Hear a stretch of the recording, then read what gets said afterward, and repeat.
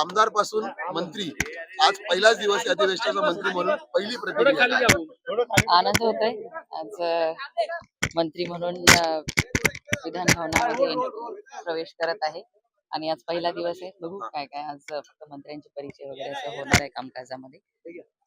चांगलं वाटतंय. लाडक्या बहिणींप्रमाणे आता एकंदरीत काल म्हटलं की गेल्या वेळी एकच महिला मंत्री होती, यावेळी 300 पटीने वाढ झालेली आहे. यापुढे सुद्धा वाटतं आणखी संख्या वाढेल. निश्चितच महिलांवरती विश्वास ठेवून काम करून घेण्याची क्षमता आमचे नेते देवेंद्र फडणवीस साहेबांच्यावरती आहे आणि म्हणून महिलांना प्रोत्साहन यापुढे पण देतील. पहिला विषय कुठला असेल, कुठला निर्णय घेण्याची अपेक्षा आहे किंवा इच्छा आहे?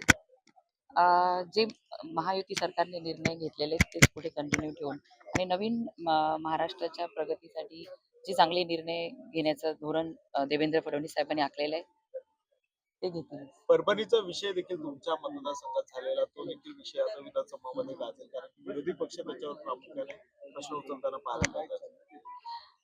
बघा, ती जी घटना घडली ती दुर्दैवी आहे, पण तो आरोपी तात्काळ अटक झाला होता.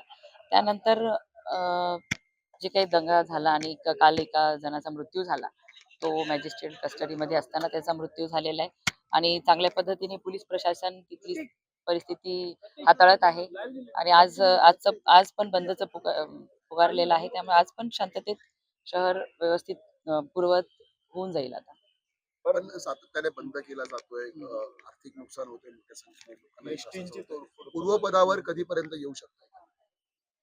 आजचा बंद आहे, उद्या परवापासून पूर्वपदावर येईल. कारण की बघा, तो जो व्यक्ती मृत्युमुखी पडलेला आहे त्याचं पोस्टमॉर्टम करण्यासाठी संभाजीनगर येथे पाठवण्यात आलेलं आहे आणि तो हार्ट अटॅकने गेला असं प्रथमदर्शी दिसतंय. त्यामुळे त्याचं आल्यानंतर कळून जाईल आणि लोकांनीही कायदा व सुव्यवस्था स्वतःच्या हातात घेतलं नाही पाहिजे, शांतता राखली पाहिजे. कारण की अशा उद्रेकांनी कुणाचंही समाधान होणार नाही, कुठल्याही प्रश्नाला तोडगा निघणार नाही. ज्या आरोपींनी संविधानाची विटंबना करण्याचा प्रकार केला तो कैदेत आहे, त्याला कायद्यानुसार शिक्षा होणारच आहे. त्यामुळे सर्वांना मी आवाहन करते, सर्वांनी शांतता राखायला पाहिजे.